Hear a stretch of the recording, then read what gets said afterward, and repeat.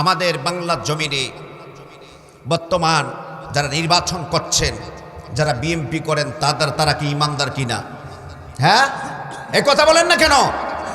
তারাও ইমানদার, জাতীয় পার্টি ইমানদার, জামাতীয় ইসলামী ইমানদার, সরমানীয় ইমানদার, খেলাপতিও ইমানদার, সকলেই তো আমরা মুসলমান। কথা বলেন ঠিক কিনা? আমার কথা হলো, যারাই ক্ষমতায় চলে যাবে, সংসদ ভবনে যারাই চলে যাবে, তারাই এই 4টা বিল যদি বাস্তবে রূপান্তরিত করতে পারে, এই বাংলার জমিনে তারাই পাক্কা ইমানদারের ভূমিকা পালন করবে।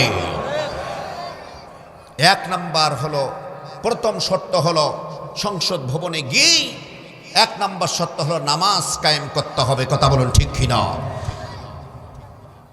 সম্মানিত ভাইয়েরা আমার,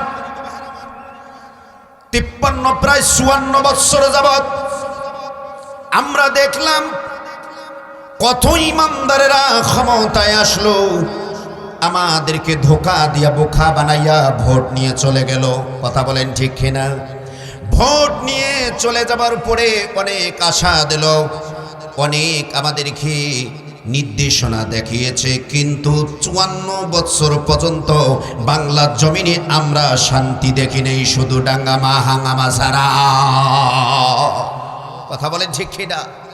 ভাইরা আমার, একজন ইমানদার সরকার যদি ক্ষমতায় গিয়ে যদি নামাজের বিলটা শুধু পাশ করে, সে আগামীকাল সকাল 11টার সময় বক্তব্য দেবে। প্রধানমন্ত্রী যিনি হবেন, উনি বক্তব্য দেবেন, এই বাংলার জমিনে জোহরের আজান হবে, কোন মুসলমানের সন্তান রোডে ঘাটে দোকানপাটে ব্যবসা বাণিজ্য কোনো কিছু করতে পারবে না, সকলেই মসজিদে নামাজ আদায় করবে।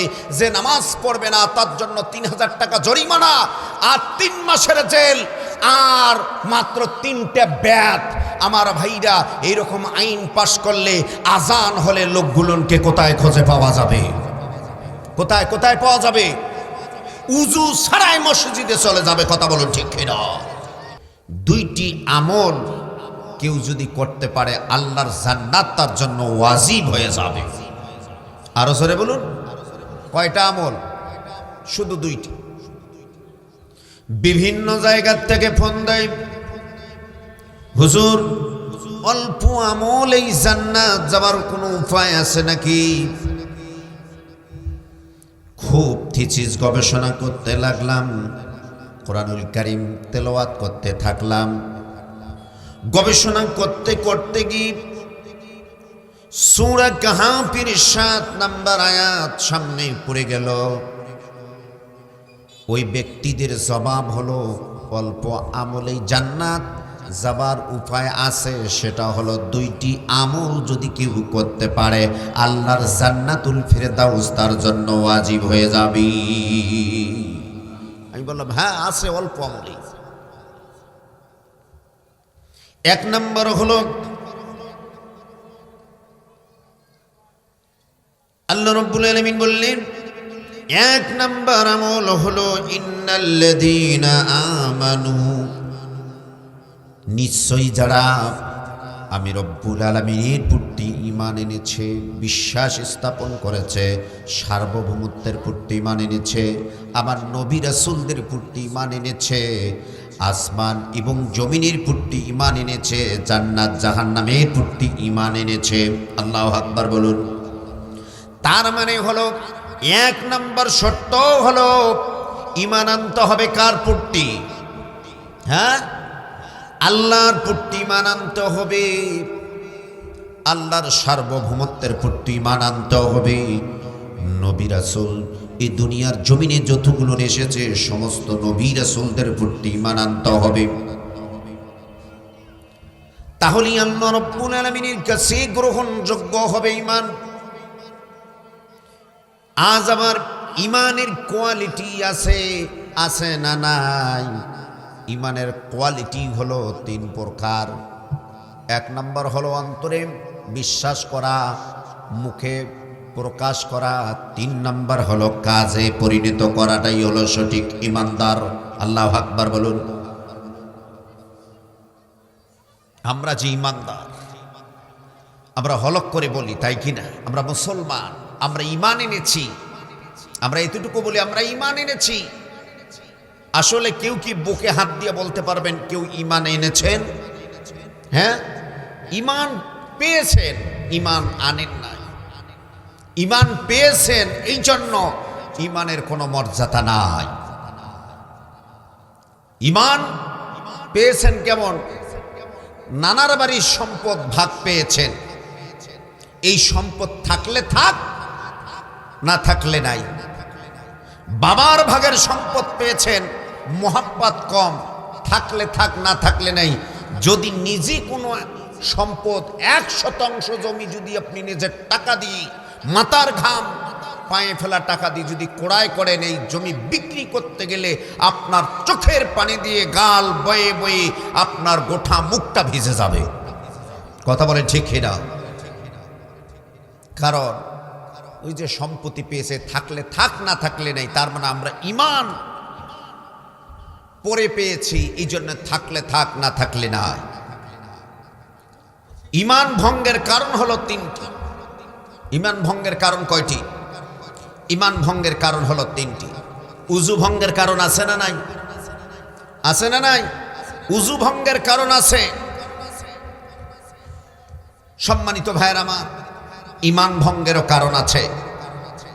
ঈমান ভঙ্গের 1 নাম্বার কারণ হলো কেউ যদি আল্লাহর সঙ্গে শিরক করে, শর্ট করে বলে দিচ্ছি, কেউ যদি আল্লাহর সাথে শিরক করে তার ঈমান ধ্বংস, শেষ। 2 নাম্বার হলো কেউ যদি আল্লাহর সঙ্গে কুফরি করে, কেউ যদি কুফরি করে তার ঈমান ধ্বংস হয়ে গেল, তার ঈমান নেই।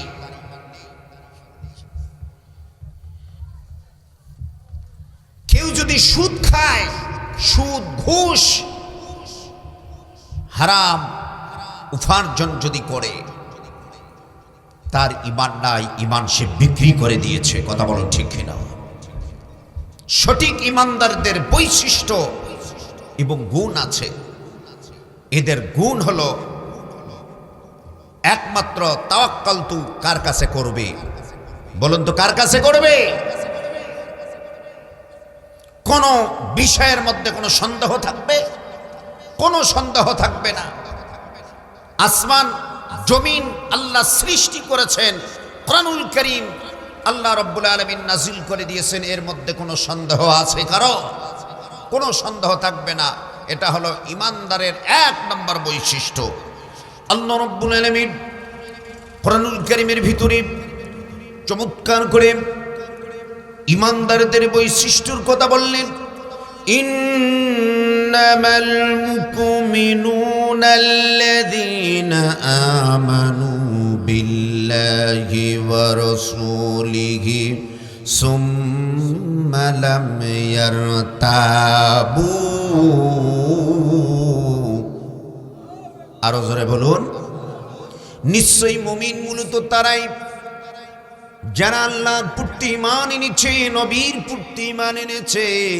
ঈমান আনার পরে কোনো সন্দেহের অবকাশ নাই, কোনো সন্দেহর কোনো চিন্তাও নাই। তার মানে বা থেকে শুরু করে সিন পর্যন্ত গোটা কোরআনুল কারীমের ভেতরে কোনো সন্দেহ আছে নাকি? যার সন্দেহ থাকবে তার ঈমান নষ্ট হয়ে যাবে, তার ঈমান থাকবে না। ঈমান যে আমরা আনলাম, এর ভেতরে কোনো সন্দেহ থাকা যাবে না। আল্লাহর প্রতি ঈমান আনলাম, নবীর প্রতি ঈমান আনলাম, আল্লাহর সার্বভৌমত্বের প্রতি ঈমান আনলাম, এর ভেতরে কোনো সন্দেহের অবকাশ নাই। আল্লাহ রাব্বুল আলামিন বললেন, আমি কোরআনুল কারীম নাজিল করে দিয়েছি, এর মধ্যে কোনো সন্দেহ নাই। পৃথিবীর মধ্যে যতগুলো দার্শনিক, যতগুলো বিজ্ঞানিক, যতগুলো সাহিত্যিক আছে, সমস্ত সাহিত্যিক, বিজ্ঞানিক, লেখকেরা বই লেখার শেষেই বা প্রথমে বলে থাকে, যদি কোনো ভুল ত্রুটি হয়ে থাকে আমার এই ঠিকানায় জানাবেন, সামনে প্রিন্ট করার সময় আমি সংশোধন করে দেব। কথা বলেন ঠিক কিনা? অথচ কোরআনুল কারীমের বা থেকে শুরু করে সিন পর্যন্ত এর ভেতরে কোনো জায়গায় কি বলা আছে, এর ভেতরে ভুল ত্রুটি থাকলে এই জায়গায় মেসেজ করলে সংশোধন করা হবে, এরকম আছে নাকি? এর ভেতরে নাই। আল্লাহ রাব্বুল আলামিন তার গ্যারান্টি কুরআনুল কারীমের প্রথমের মধ্যে দিয়েছেন যালিকাল কিতাবু লা রাইবা ফি। আল্লাহু আকবার বলুন। আল্লাহ রাব্বুল আলামিন বললেন, এমন একখানি কিতাব আমি নাজিল করে দিলাম, এই কিতাবের মধ্যে কোনো সন্দেহ নাই, সন্দেহের কোনো অবকাশ নাই। যারা এই কিতাব গ্রহণ করে নেবে, এই কিতাব বাস্তব জীবনে আমল করার চিন্তা গবেষণা করবে, আল্লাহ রাব্বুল আলামিন বললেন তারাই হয়ে গেল মুত্তাকি। আর জোরে বলুন। রাব্বুল আলামিন বললেন মুমিনের 2 নম্বর কোয়ালিটি, 2 নম্বর বৈশিষ্ট্য হলো ওয়াজাহাদু বিআমওয়ালিহিম ওয়া আনফুসিহিম ফি সাবিলিল্লাহ।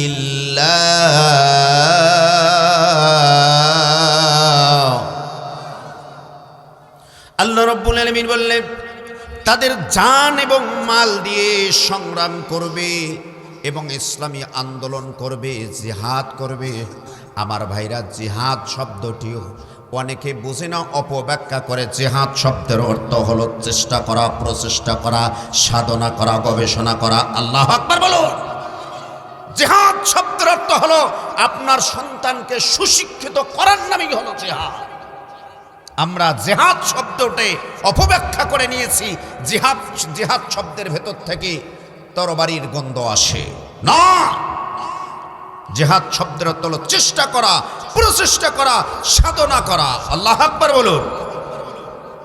আল্লাহ রাব্বুল আলামিন বললেন তাদের জান এবং মাল দিয়ে সংগ্রাম করবে, ইসলামী আন্দোলন করবে, ইকামতি দিন কায়েমের জন্য তাদের জান এবং মালগুলো ঢেলে দেবে, যাতে করে তাদের ইমানি শক্তি দিয়া এই জমিনে বাতিল শক্তিকে বিদায় করে দিয়া ইকামতে দিন বাস্তবায়ন করার জন্য ময়দানে নেমে যায়। আল্লাহু আকবার বলুন। এটার নাম হলো ঈমান। বাতিল যত শক্তি আছে, অপশক্তি আছে, ফেসিবাদ আছে, সমস্ত টেন্ডারবাজ ফেসিবাদ কে বিদায় করে দিয়ে আল্লাহ জমিনে আল্লাহ দ্বীনকে প্রতিষ্ঠা করার নামই হলো পাক্কা ঈমানদার। মিয়া সাহেবরা কি ভাবছেন? আল্লাহ রাব্বুল আলামিন বললেন, চমৎকার করে বললেন, মানব জাতিকে ডাক দিয়ে বললেন যারা এই কাজগুলো করবে তাদেরকে তোমরা কি বলবা? আল্লাহ রাব্বুল আলামিন বললেন উলাইকা হুমুস সাদিকুন।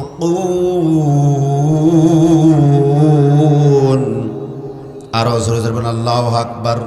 আল্লাহ রাব্বুল আলামিন বললেন এই সব ব্যক্তিরাই হলো আমি আল্লাহ তাআলার কাছে সত্য ব্যক্তি। আল্লাহু আকবার বলুন। এরা প্রাকৃতিক সত্য, এরা প্রকৃতিক হলো আমি রব্বুল আলামিনের কাছে প্রিয় বান্দা।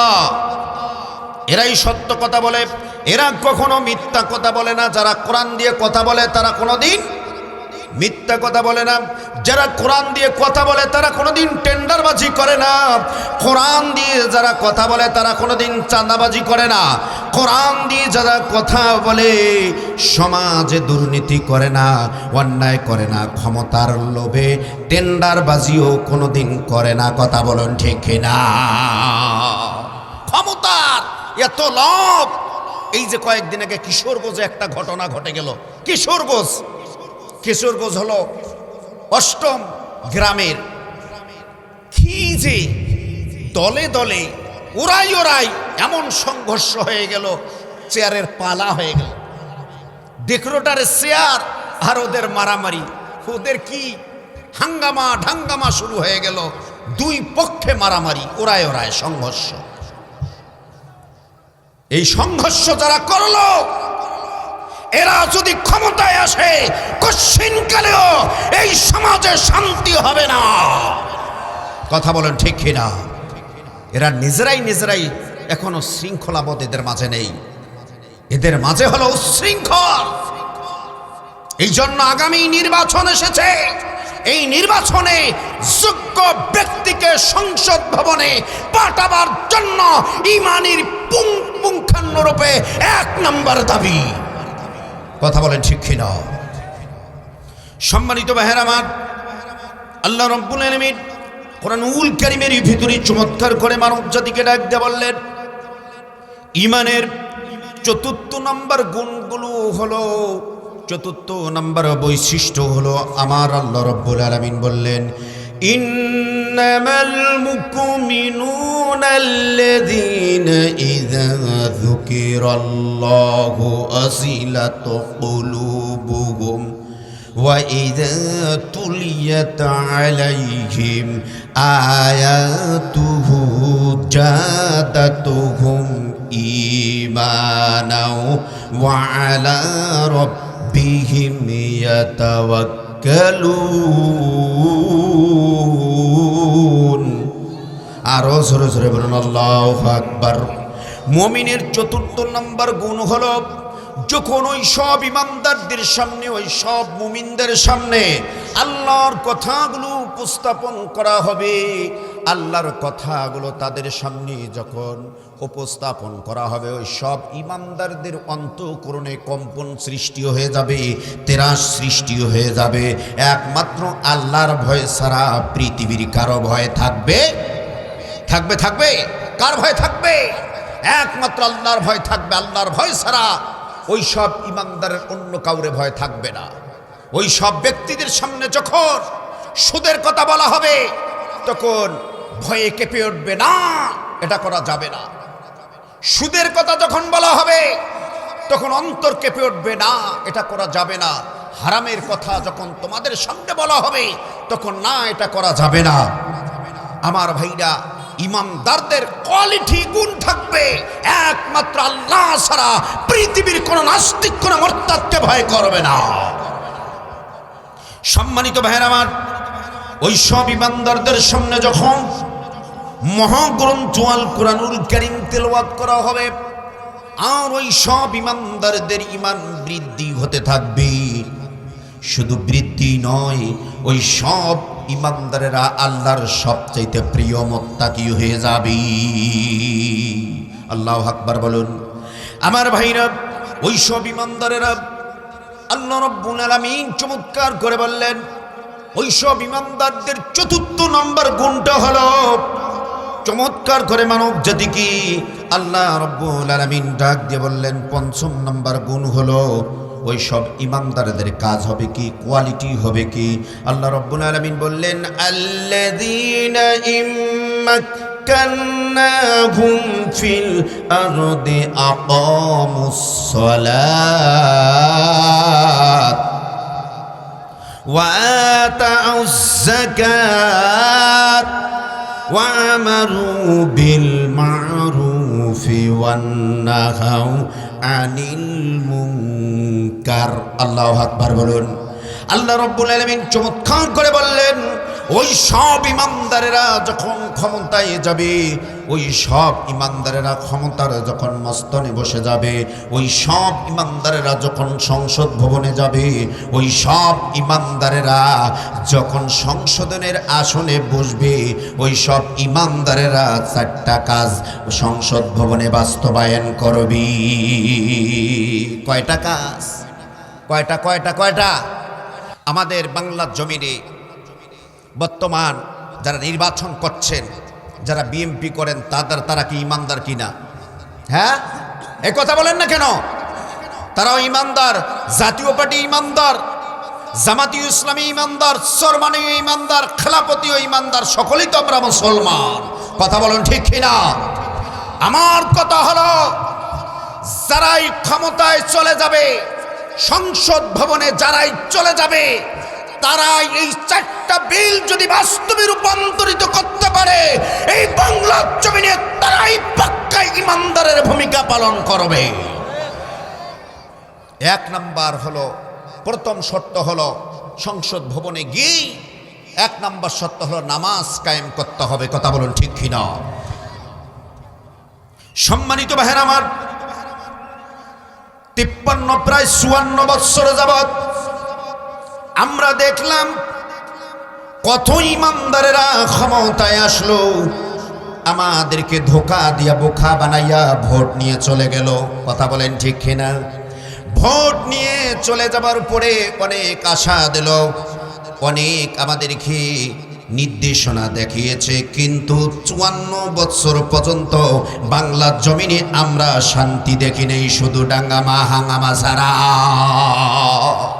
কথা বলেন ঠিক কিনা? ভাইরা আমার, একজন ইমানদার সরকার যদি ক্ষমতায় গিয়ে যদি নামাজের বিলটা শুধু পাশ করে, সে আগামীকাল সকাল 11টার সময় বক্তব্য দেবে। প্রধানমন্ত্রী যিনি হবেন উনি বক্তব্য দেবেন, এই বাংলার জমিনে জোহরের আজান হবে, কোন মুসলমানের সন্তান রোডে ঘাটে দোকানপাটে ব্যবসা বাণিজ্য কোনো কিছু করতে পারবে না, সকলেই মসজিদে নামাজ আদায় করবে। যে নামাজ পড়বে না তার জন্য 3000 টাকা জরিমানা আর 3 মাসের জেল আর মাত্র 3টে ব্যাট। আমার ভাইরা, এইরকম আইন পাশ করলে আজান হলে লোকগুলোকে কোথায় খুঁজে পাওয়া যাবে? কোথায় কোথায় পাওয়া যাবে? উজু ছাড়াই মসজিদে চলে যাবে। কথা বলুন ঠিক কিনা? সম্মানিত ভাইরা আমার, তাহলে নামাজের বিল পাস হয়ে গেল। এটা হলো ইমানদারদের বৈশিষ্ট্য।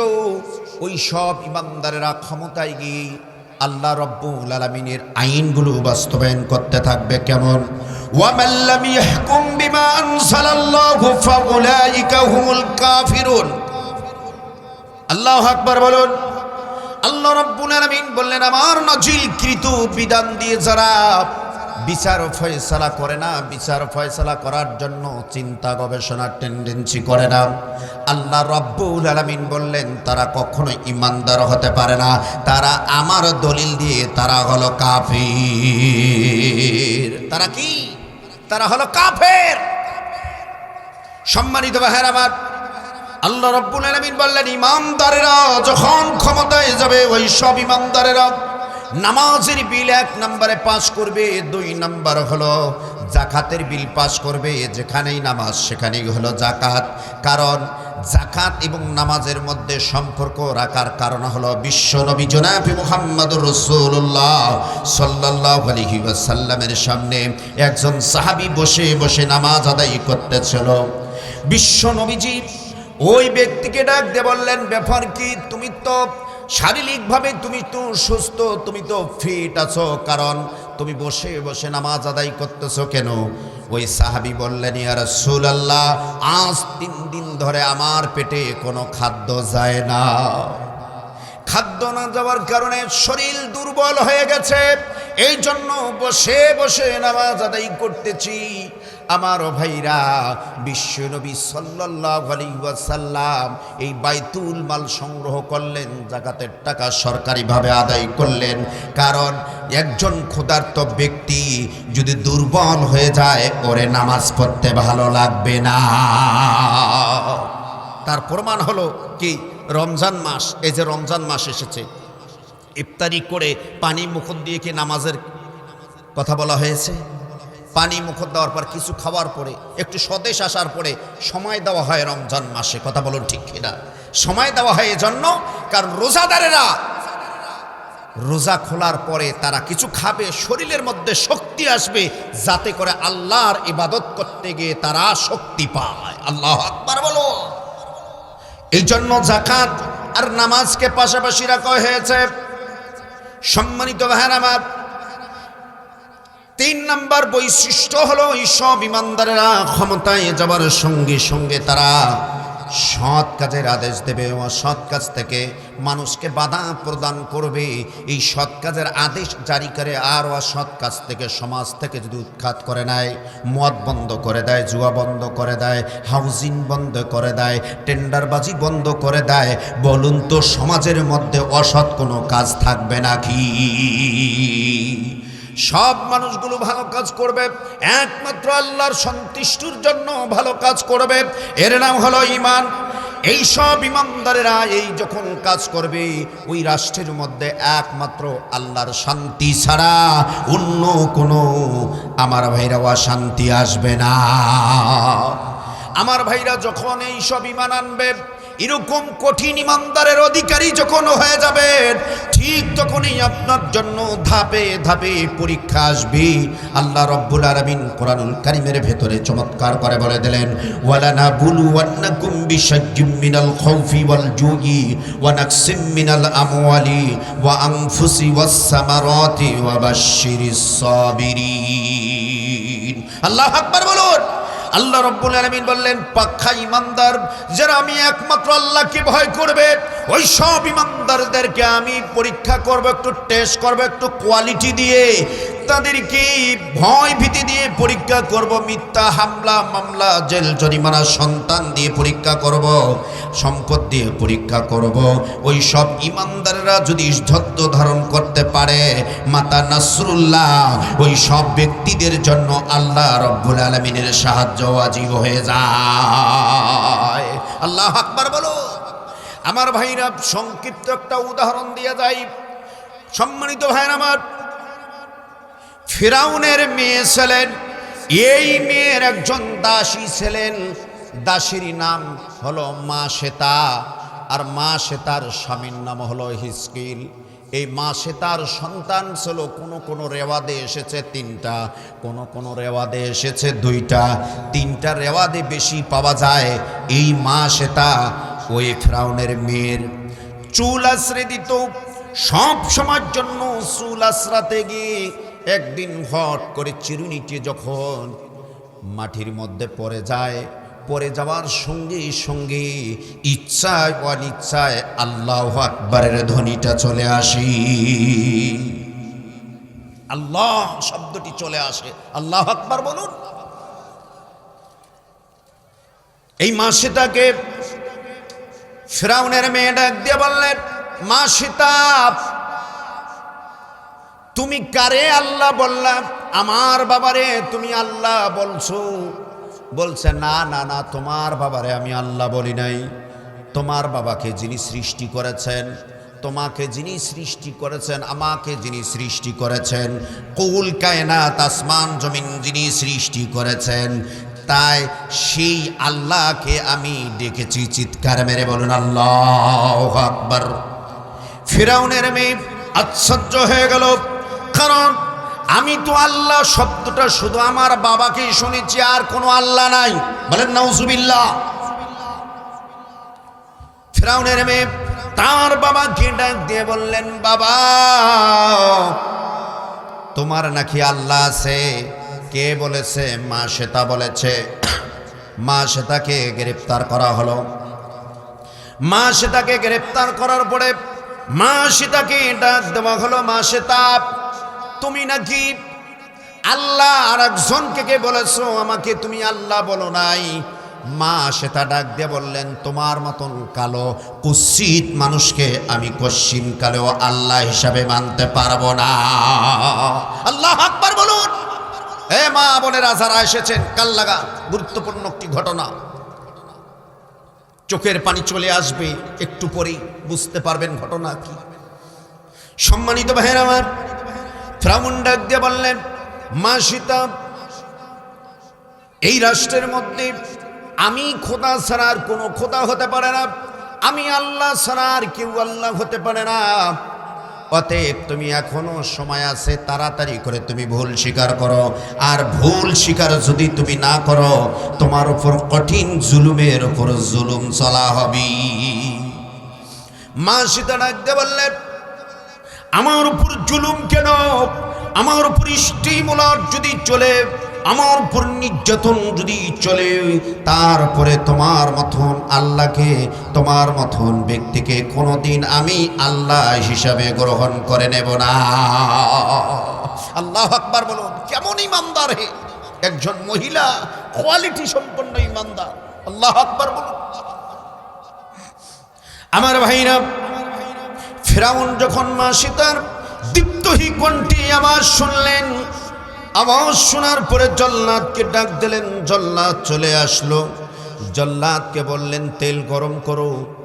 তেল গরম হয়ে গেল, টক বগাচ্ছে তেল। যখন তেল দেখবেন কড়াইয়ের মধ্যেই দেওয়া হয়, টকবক টকবক যখন করে তেলটা এত পরিমাণ গরম হয়ে যায়। মা শ্বেতাকে ডাক দিয়ে বলছে, মা শ্বেতা, তুমি যদি আমাকে আল্লাহ মেনে নাও তাহলে তোমাকে ছেড়ে দেব, আর তুমি যদি আমাকে খোদা হিসাবে, আল্লাহ হিসাবে যদি তুমি না মানো, তাহলে ওই যে তোমার মেয়ে আছে, ওই মেয়েকে জবাই করে তোমার সামনে তেলের মধ্যে ছেড়ে দেওয়া হবে। মা শ্বেতা ডাক দিয়ে বললেন, আমার একটা কেন মেয়ে, পৃথিবীর সমস্ত সন্তানগুলো যদি আমি মা সেতার যদি হয়ে যায়, একটা একটা করে সন্তানকে যদি তুমি তেলের মধ্যে ছেড়ে দাও, আমি মা সেতার কণ্ঠ থেকে তোমাকে খোদা হিসেবে আমাকে মানাতে পারবা না।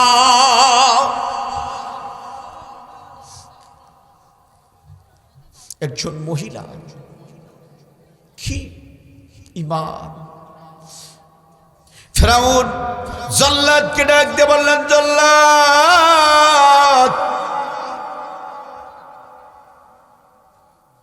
মেয়েটাকে টান দাও। মেয়েটাকে টান দিয়ে যখন শরীর নিচে ফেলাবে, মা সে তার চোখ দিয়ে অজরে পানি চলে আসলো। ফিরআউন মনে করলো মা সে তার চোখ দিয়ে পানি এসেছে, মনে হয় মা সে তা এখন আমাকে খোদা হিসেবে বানবে। মা সীতাকে ডাক দিয়ে বললেন, মা সীতা, তোমার চোখ দিয়ে পানি এসেছে, তুমি কি ভুল স্বীকার করবা? কয়, আমি এই জন্য আমার চোখ দিয়ে পানি এসে নাই, আমার চোখ দিয়ে পানি এসেছে সেই আল্লাহ তাআলাকে ডাক দিয়ে বলছি, আল্লাহ তোমার ঈমান টেকে রাখার জন্য, তোমাকে খোদা হিসাবে মানার জন্য আল্লাহ আমার একটি মেয়েকে এই মুহূর্তে জবাই করে তেলের মধ্যে ছেড়ে দেওয়া হবে। আল্লাহ আমার এই সন্তানকে তুমি জান্নাতের উচ্চ মাকাম দান করে দাও। আল্লাহ, মায়ের সামনে সন্তানকে জবাই করা হলো। জবাই করার পরে মায়ের সামনে তেলের মধ্যে সন্তানকে ছেড়ে দেওয়া হলো। মা চোখ দিয়ে দেখলেন গোশতগুলো একদিকে চলে গেল, হাড়গুলো একদিকে চলে গেল। আমার ভাইরা, ফিরআউন ডাক দিয়ে বলছেন, মা সীতা, এখনো সময় আছে, তোমার আর একটা মেয়ে তোমার বগলে দাঁড় হয়ে আছে, তুমি এখনো সময় আছে, শুধু আমাকে আল্লাহ হিসাবে মানো। আমার ভাইরা ওই মেয়েটা ডাক দিয়ে বলে, মা তোমার জীবন চলে যেতে পারে, আমরা তেলের মধ্যে ধ্বংস হতে পারি, তেলের মধ্যে আমাকে পোড়াতে পারে, মা খবরদার এই ফিরআউনের কাছে তুমি মাথা নত করবা না। দ্বিতীয় মেয়েকে জল্লাদ ধরে জবাই করল। জবাই করার পরে মায়ের সামনে দ্বিতীয় মেয়েকে তেলের মধ্যে ছেড়ে দেওয়া হলো। তেলের মধ্যে ছেড়ে দেওয়ার পর হাড়গুলো একদিকে, গোশতগুলো একদিকে চলে গেল। বলুন তো, এটা কঠিন পরীক্ষা কিনা? এটা ইমানি কঠিন পরীক্ষা। ও মা ও বোনেরা যারা আছেন, শোনেন, ঘটনাটা খুব কষ্টের ঘটনা। মা কাঁদতেছেন, চোখের পানি ছেড়ে দিচ্ছেন। এমন তো অবস্থায় ফিরআউন ডাক দিয়ে বললেন, এই তো বুঝি মা সীতা নরম হয়ে গেছে। মা সীতা, তুমি এখনো যদি ভুল স্বীকার করো, তোমাকে তোমার কোলের সন্তানকে আমি ছেড়ে দেব। বললেন, না না না, আমি এই জন্য কাঁদতেছি না, আমি কাঁদতেছি আল্লাহ, আল্লাহ তুমি কোন পরীক্ষার মধ্যে ফেলালা? আমার দুটি সন্তানকে তেলের মধ্যে ফেলালো। আল্লাহ, এই দুনিয়ার মধ্যে জীবিত অবস্থায় তোমার জন্য জান্নাতের দরজা আমি দেখতে পাই।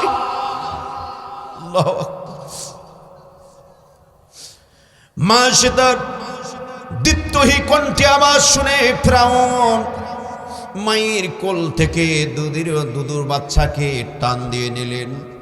টান দিয়ে নিয়ে জল্লাদকে বললেন, এরও জবাই করে তেলের মধ্যে ছেড়ে দাও। মার চোখ দিয়ে আরো অঝোর ধরে কান্না বইতে থাকলো। আমার ভাইরা, শিশু বাচ্চা কথা বলতে পারে না, আল্লাহ কর্তৃক ওই ছোট্ট শিশুর জবান খুলে গেল। ওই ছোট্ট সন্তান মাকে ডাক দিয়ে বলেন, মা খবরদার খবরদার, এই নাস্তিক এই কাফেরের কাছে তুমি মাথা নত করো না। তুমি অটল থাকো, আল্লাহর প্রতি অটল থাকো, তোমার ইমানের প্রতি অটল থাকো। মা তোমার সঙ্গে আমার দেখা হবে জান্নাতের সিঁড়িতে। আল্লাহু আকবার বলুন, আরো জোরে জোরে বলুন, আল্লাহু আকবার। জান্নাতের সিঁড়ির কথা যখন বললেন, ফেরাউন আশ্চর্য হয়ে গেলেন, রাগ করে সন্তানকে, ওই ছোট্ট বাচ্চাকে জবাই করে যখন তেলের মধ্যে ছেড়ে দিল, 3 সন্তানের হাড় হাড্ডিগুলো একদিকে, গোশতগুলো আরেকদিকে। বলুন তো একজন মায়ের সামনে, বলুন তো একটা সন্তানকে কেউ কি মেরে ডাং দিয়ে চলে যেতে পারবে? পারবে? পারবে? পারবে না, ক্ষমতা নাই। নিজের শক্তি যত আছে তা মোকাবেলা করবি, কিন্তু মা সে তার সামন থেকে 3টি বাচ্চাকে ফেরাউন জবাই করে তেলের মধ্যে ছেড়ে দিল। বলুন তো ওই মা সে তার মায়ের অবস্থাটা কেমন? ইমানি পরীক্ষা আমার ভাইরা, ইমানি পরীক্ষা কঠিন শুরু হয়ে গেছে। এবার মা সীতাকে ডাক দিয়ে বললেন, মা সীতা, তুমি যদি এই মুহূর্তে তুমি যদি আমাকে আল্লাহ হিসাবে তুমি যদি না বলো, না যদি মেনে নাও, তাহলে তোমাকে কিন্তু জবাই করে তেলের মধ্যে ছেড়ে দেওয়া হবে। দীপ্তহী কণ্ঠে ইসলামের মধ্যে মুজাহিদ মহিলা ডাক দিয়ে বলে, না না না, আমিও তেলের মধ্যে যেতে চাই, তোমার মতন কাফেরকে আমি আল্লাহ হিসাবে কোনোদিন মানব না। চিৎকার মেরে বলুন আল্লাহু আকবার। আমার ভাইরা, মা সীতা কিবার কা জবাই করার জন্য হাত পা বাঁধা হয়ে যাবে, হাত পা বাঁধবে, এমন তো অবস্থায় মা সীতা আল্লাহ তাআলাকে ডাক দেয়, ডাক দিয়ে চোখের পানি ছেড়ে দিল। কিছুক্ষণ পর মুস্কি মুস্কি হাসলেন মা সীতা। আল্লাহ রব্বুল আলামিন আরশ আজিম থেকে খুশি হয়ে জিব্রাইলের মাধ্যমে জান্নাতের চিত্র আমার ভাইরা মা সীতাকে চোখের সামনে তুলে ধরেছে। আরো জোরে বলুন আল্লাহু আকবার। মা সীতা কাফেরকে ওসিয়ত করলো, ফেরাউনকে ওসিয়ত করলো, তোমরা আমাকে জবাই করে তেলের মধ্যে ছেড়ে দিবা, দুঃখ নাই, তবে আমার হাড় হাড্ডি, আমার সন্তানের হাড় হাড্ডিগুলো এক জায়গার মধ্যে কবরস্থ করতে হবে। আমার ভাইরা, তখনকার ফেরাউন একজন কাফের এই ওসিয়ত মেনেছিল। বাংলা জমিনের মধ্যে 15.5 বছর একটা কাফের গোষ্ঠী ফেসিবাদেরাও কোনো ওসিয়ত মানে নাই। মেনেছে। আল্লামা দিলওয়ার হোসেন সাইদির জানাজার নামাজ বাইতুল মুকাররমে পড়তে দেওয়া হয় না। যেই মানুষটি গোটা পৃথিবীর ভূখণ্ডে 65টা রাষ্ট্রে যিনি তাফসীর পেশ করেছিলেন, বুকে কোরআন নিয়ে, যেই মানুষের হাতে হাত রেখে হাজার হাজার বেধর্মীরা ইসলাম কবুল করেছেন, এমন একটি মানুষকে তারা মিথ্যা অপবাদ দিয়ে বিস্ফোরণ করে হত্যা করেছে। হত্যা করে বিদায় করে দিয়ে ওরা 41 সাল পর্যন্ত ক্ষমতায় থাকতে চেয়েছিল। আল্লাহ বললেন, আমাকারু ওয়ামাকার আল্লাহ আল্লাহু খায়রুল মাকিরিন। তোদের যা চেষ্টা আছে, তোদের যা মক্কর আছে, তোদের চেষ্টার চেয়ে আমি আল্লাহর মক্কর চেষ্টা সবচেয়ে অতি উত্তম। আল্লাহু আকবার বলুন। আল্লাহ এমন ভাবে সাইজ করেছেন, দুপুরের রান্নার খাওয়াটা তাদের নসিবে হয় না। কথা বলে ঠিক কিনা? সম্মানিত ভাইয়ের আমার, তাহলে আজকে আমরা ঈমান আনতে গিয়ে মা সীতার 3 সন্তান এবং তাকে জীবন দিতে হলো, তারপরেও কাফেরের কাছে মাথা নত করে নাই। তাহলে আগামী দিন আমাদের ঈমানকে টেকে রাখার জন্য, ফেসিবাদ বিদায় করে দেওয়ার জন্য, ইসলামের দুশমন, কোরআনের দুশমন, আলেম ওলামার দুশমনকে বিদায় করে দেওয়ার জন্য, মা সীতার মতন বুক পাতার জন্য কারা কারা তৈরি আছেন? 2 হাত তুলে মহামনিবের দরবারে দেখায়। আল্লাহ তুমি কবুল করে নাও। আমরা বাতিলের কাছে মাথা নত করব না। মাথা নত করব কার কাছে? একমাত্র আল্লাহ তাআলার কাছে। আমার ভাইরা, ইমানি শক্তি দিয়ে আমাদেরকে কাজ করতে হবে। সাহাবায়ে কেরামরা যেমন করে কাজ করেছে, ঠিক এমনই ভাবে আমাদেরকে কাজ করতে হবে। আগামী দিন এই কোরআনের বিজয়কে ঘরে তোলার জন্য, বাতিলের মোকাবেলা করার জন্য প্রস্তুত থাকতে হবে। কথা বলুন ঠিক কিনা? ফেসিবাদ চলে গেছে, আর কোন নব্য ফেসিবাদ বাংলার জমিনে যেন তৈরি না হয়, এমন ভাবে ইমানি শক্তি দ্বারা আমাদেরকে প্রস্তুত থাকতে হবে ওই সব বাতিলের মোকাবেলা করার জন্য। আর একবার কারা কারা তৈরি আছেন, দু হাত তুলে মহামনিবের দরবারে দেখায়। আল্লাহ তুমি কবুল করে নাও। সকলে বলুন আমিন। আরো জোরে বলুন। এটা হলো 1 নাম্বার আমল, ঈমান। আল্লাহ তুমি কবুল করে নাও।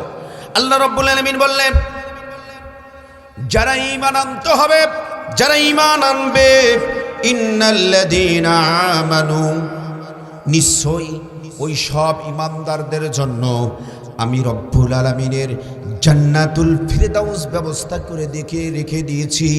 ওই জান্নাতের ভিতরে ঢুকবে, আর ওই জান্নাত থেকে কোনোদিন বার হতে চাবে না। আল্লাহু আকবার বলুন। আরো জোরে বলুন আল্লাহু আকবার। 2 নম্বর আমলটা বলবো না শেষ করে দেব? বলবো। সম্মানিত ভাইরা আমার, 2 নম্বর আমলটা হলো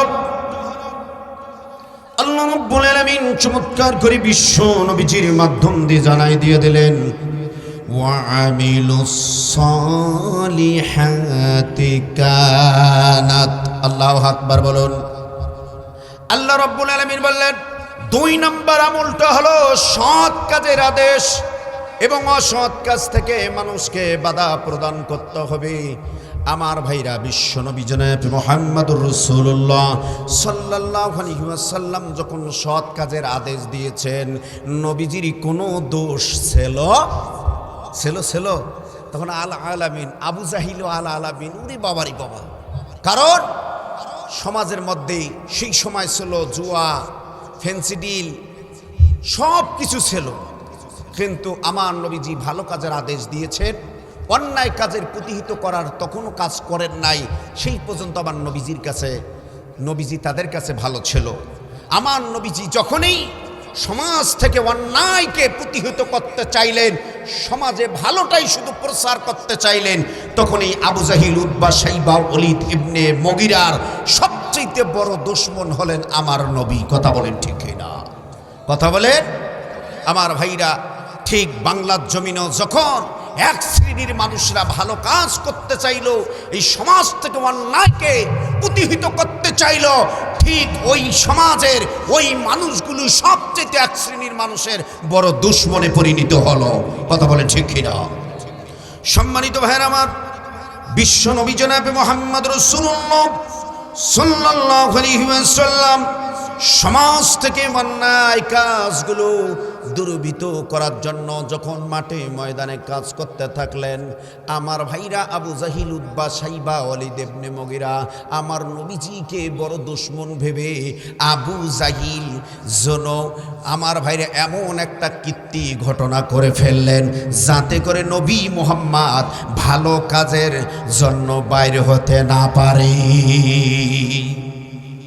আবু জাহিল বিশ্ব নবী জনাব মুহাম্মদুর রাসূলুল্লাহ সাল্লাল্লাহু আলাইহি ওয়াসাল্লামের জন্য একটা গর্ত করলেন, যে পথ দিয়ে আমার নবীজি ইসলামের দাওয়াত দেওয়ার জন্য যায়, ইকামতে দিন কায়েমের জন্য যায়, ভালো কাজের আদেশ দেওয়ার জন্য যেই পথ দিয়ে প্রতিদিন যায়, ওই পথের মধ্যে একটা গর্ত করে রাখলেন।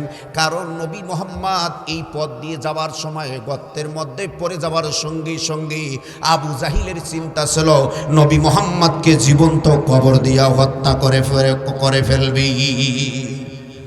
আল্লাহ রাব্বুল আলামিন বিশ্ব নবীজি যখন ঘর থেকে বাইরে হলেন ইসলামের দাওয়াত দেওয়ার জন্য, ভালো কাজের আদেশ মানুষদেরকে দেওয়ার জন্য, অন্যায়কে সমাজ থেকে দূরীভূত করার জন্য ঘর থেকে যখন বাইর হলেন, বাইর হওয়ার সঙ্গে সঙ্গে আল্লাহ রব্বুল আলামিন জিবরাইল আমিনকে ডাক দিয়ে বলে, জিবরাইল আমিন নে, আর ঘরে এখানে বসে থাকার সুযোগ নাই, যাও যাও যাও, আমার নবী মুহাম্মদ ঘর থেকে বাইর হয়েছে, আমার আসমান থেকে জান্নাতের পর বিছাই দাও, যাতে করে আমার নবীজি বুঝতে যেন না পারে ওখানে গর্ত আছে।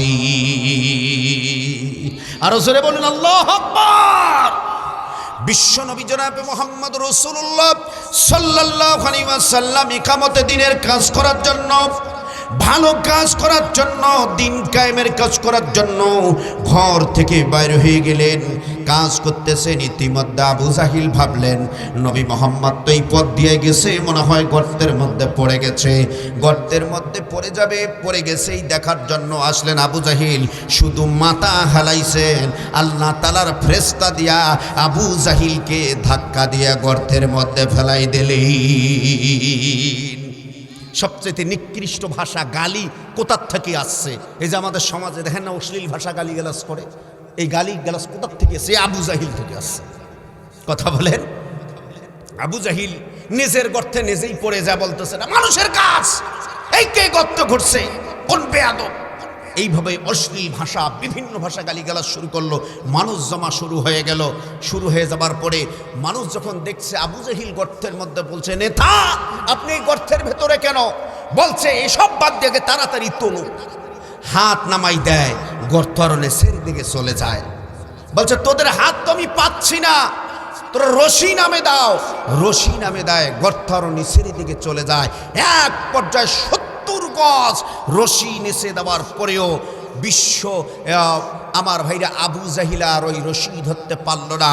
70 গজ মাটির নেচে বললে তোমরা আর রশি নামাই দিও না, আমি বুঝতে পেরেছি তোমরা আমাকে তুলতে পারবে না, আমাকে এই গর্তের থেকে তুলতে পারবে আমার ভাতিজা আমার মুহাম্মাদুর রাসূলুল্লাহ।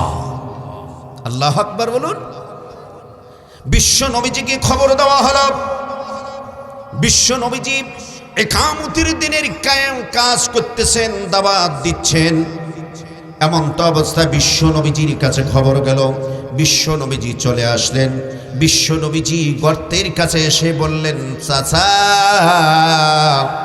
আপনি তো 70 গজ মাটির নিচে পড়ে আছেন, আপনি একটু কালিমা পড়ুন, কালিমা পড়ুন, কালিমা পড়ার সঙ্গে সঙ্গে আপনাকে আমি গর্ত থেকে উঠাবো।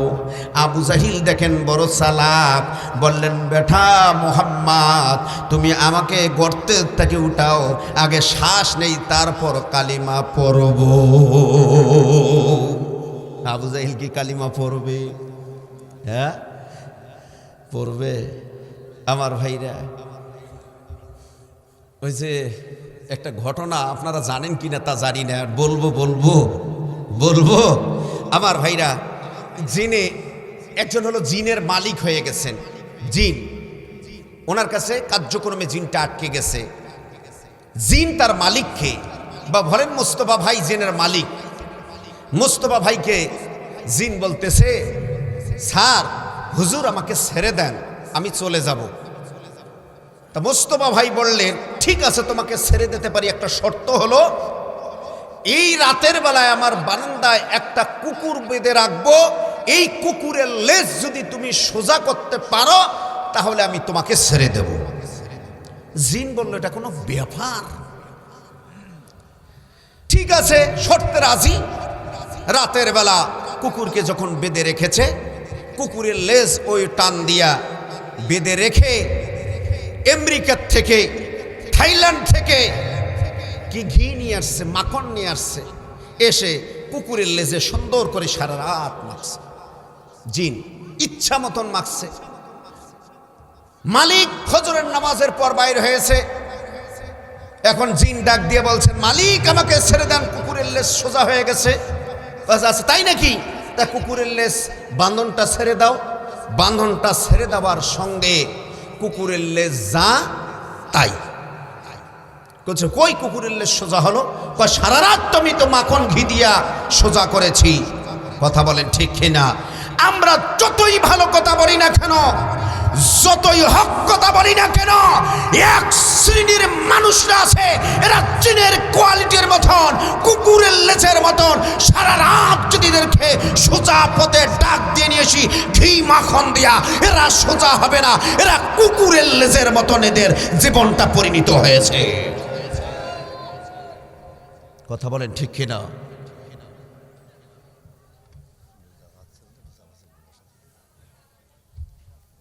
আল্লাহ তুমি কবুল করে নাও।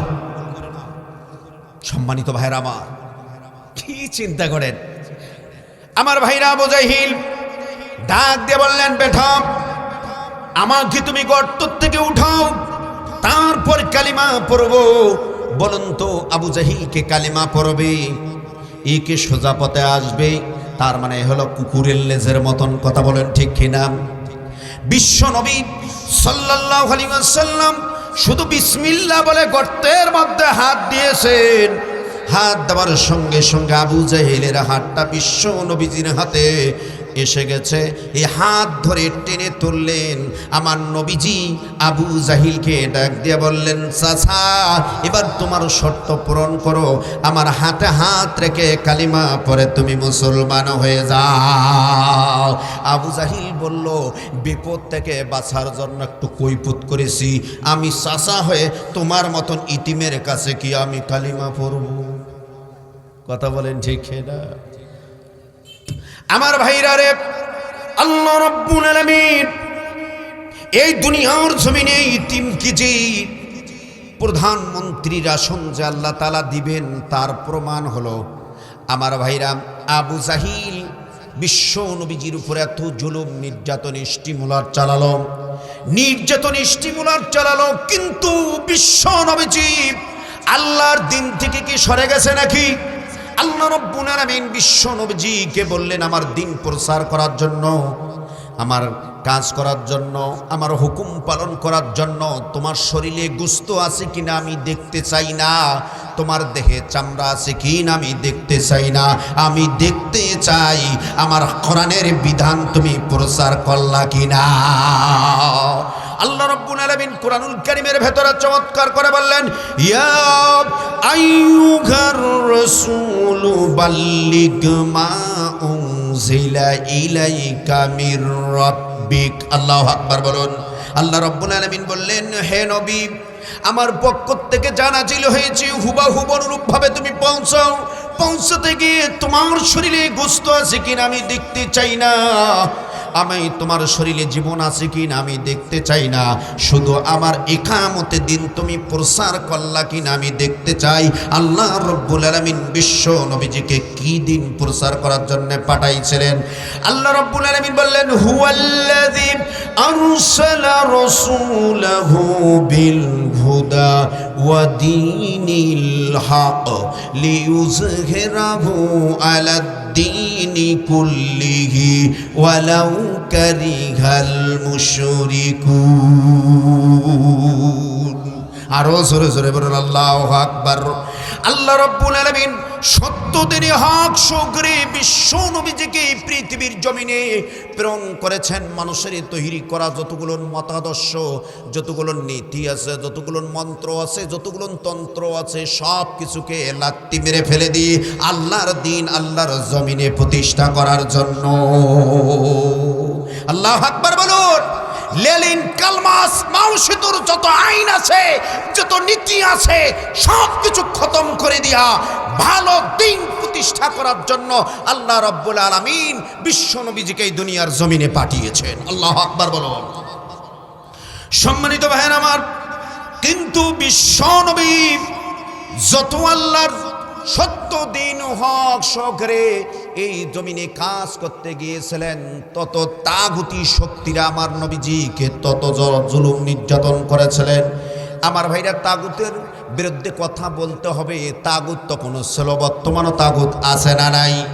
আল্লাহ রাব্বুল আলামিন কোরআনুল কারীমের ভেতরে বলছেন, ওয়ালাকাদ বা'সনা ফি কুল্লি উম্মাতির রাসূলা আন ইবুদুল্লাহা ওয়াস্তানিবুত তাগুত।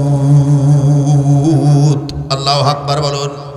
আমার ভাইরা, আল্লাহ রাব্বুল আলামিন প্রত্যেক জাতির কাছে একজন একজন করে নবী রাসূল এই দুনিয়ার জমিনে পাঠিয়েছেন।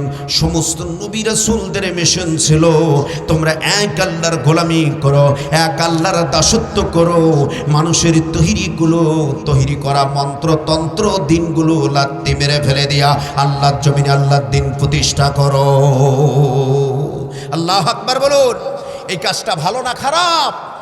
এই কাজটা ভালো কাজ করতে গিয়ে আমার নবীজির উপর জুলুম, সাহাবায়ে কিরামদের উপর জুলুম, নির্যাতন, স্টিমুলার।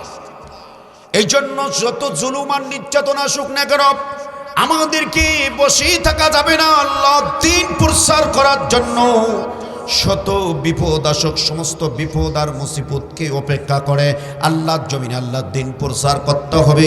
সাদ বিন আবি ওয়াক্কাস রাদিয়াল্লাহু তাআলা আনহু, সাদ বিন আবি ওয়াক্কাস রাদিয়াল্লাহু তাআলা আনহু আল্লাহর দ্বীন প্রসার করার জন্য আমার ভাইরা ঘর থেকে 10,000 সাহাবী নিয়ে আমার ভাইরা চলতে থাকলেন। সামনে পড়ে গেল নদী, নদীর মধ্যে ব্রেক হয়ে গেলেন। সাদ বিন আবি ওয়াক্কাস রাদিয়াল্লাহু তাআলা আনহু ডাক দিয়া বললেন, সাহাবীরা তোমরা কি নদীর এই পারে ইসলামের দাওয়াত দিবা, ভালো কাজ প্রতিষ্ঠা হবে?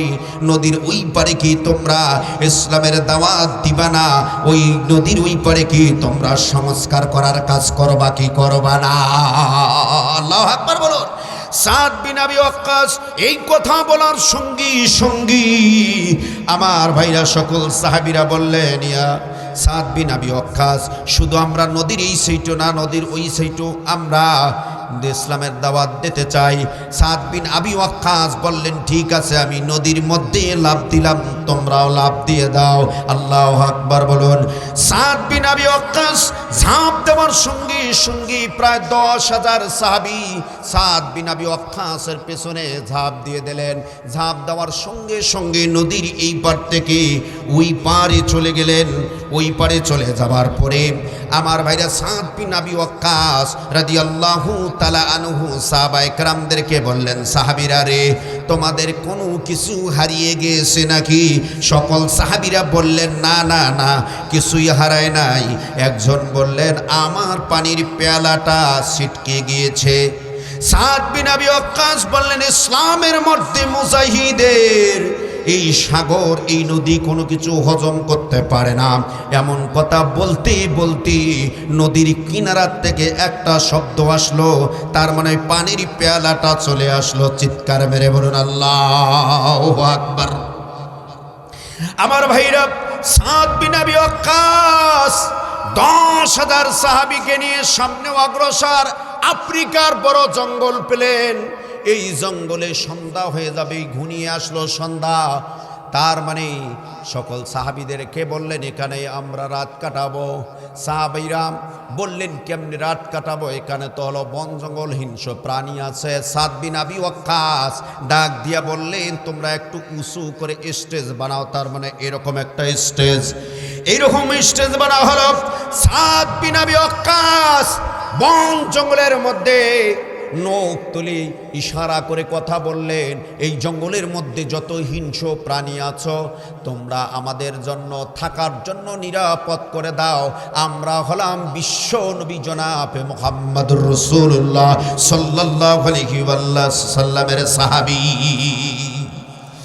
আমার ভাইরা, ওই বন জঙ্গল মানুষগুলি বলে, এটা কেমন কথা? মানুষ কি মানুষের কথা? মানুষ কি মানুষের কথা কি বনের কোনো প্রাণী শোনে নাকি? তারা হাসতে থাকলো। সাদ বিন আবি ওয়াক্কাস এই কথা বলার সঙ্গে সঙ্গে কিছুক্ষণ পরে সাপের কাতারে সাপ, বাঘের কাতারে বাঘ, সিংহের কাতারে সিংহ, যার যার ডিম আর বাচ্চাগুলো মুখে নিয়ে সকলে কাতারে কাতারে চলে গেলেন থাকার জন্য। সাহাবায়ে কেরামদেরকে নিরাপদের আশ্রয় স্থল বানিয়ে দিলেন। চিৎকার মেরে বলুন আল্লাহু আকবার। আরো জোরে বলুন আল্লাহু আকবার।